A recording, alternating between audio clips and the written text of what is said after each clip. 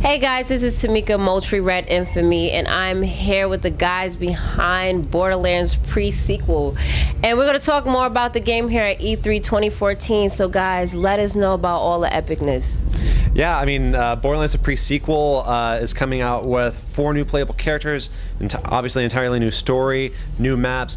We have crazy gear additions. Like we've got the cryo damage, which is an ice elemental. We've got the odds kits, which are these sort of like relics that will allow you to have more oxygen. They allow you to do really cool slam attacks. Even do like elemental variations whenever you do a slam. What else we got, Joel? Yeah, we've got lasers, we've got completely new enemies, we've got new vehicles.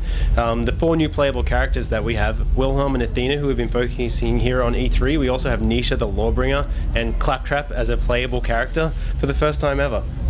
So I got a chance to play as both Wilhelm and Athena, and she has the Captain American shield that y'all said. I said it, they didn't say it. But pretty much, what was the inspiration behind their new attributes that they have, since these are new characters to the whole storyline? Yeah, with Athena, she's ex-Atlas, which in Borderlands 1 was one of like the most powerful gun manufacturers out there, and obviously in Borderlands, the gun manufacturers are basically like the kings of the universe. And Atlas has this very strong Greek and Roman mythology kind of concept to it, and so Athena is supposed to be like the ultimate warrior from Atlas, and so we definitely wanted to kind of keep that theme going, and so we kind of think of her as like this sort of hoplite character. So of course she's got to have a shield, but having a shield in of itself is kind of passive, so we knew that we needed to make it dangerous, and that's really where the kinetic aspects came from.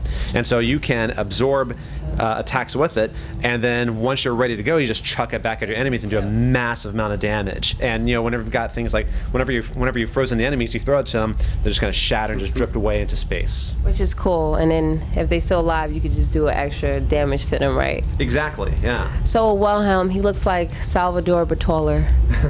Tell us more about him. Well, people probably remember Wilhelm. He was one of the first big bosses that you fought in Borderlands 2, but in Borderlands 2, he was just the head on top of a giant loader.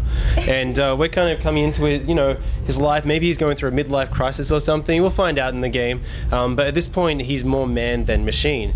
And you're actually going to have the ability to turn him into that robot that you fought in Borderlands 2. When you go down his Cyber Commando skill tree, which is the central one, you're actually physically changing him. You're going to replace his limbs with robotic arms. He has this power fist. It's kind of like a go-go gadget punch. It extends out and it does a massive amount of damage. You can replace his leg with a robotic leg. It allows him to shoot and reload while sprinting, and also allows him to do his slam and do much more damage. Eventually you're going to be able to level him up so he has these shoulder mounted rocket turrets, so when you get down to a certain health threshold, these will just pop out and try and save the day for you.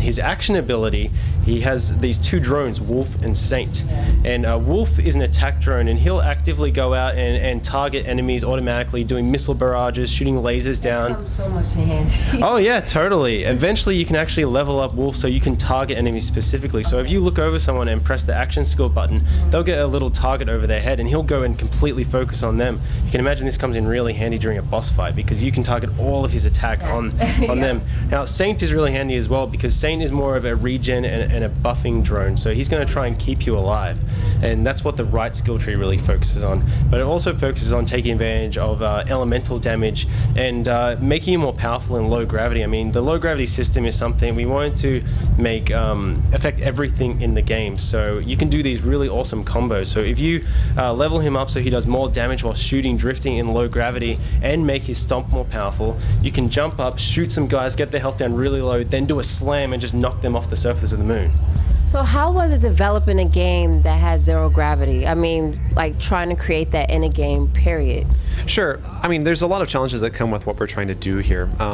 We knew when we thought about Pandora's moon that we wanted to be very similar to Earth's moon, so very thin atmosphere, very low gravity, and when we're thinking about what that means, like, well, low gravity, obviously, really big jumps, which automatically means that you're gonna have a much more vertical game. Combat is much more three-dimensional than it ever has been before because cover is basically sort of invalidated by you just having a really high jump, because you can just get up there, shoot straight down on them, or slam them, whatever you want to do.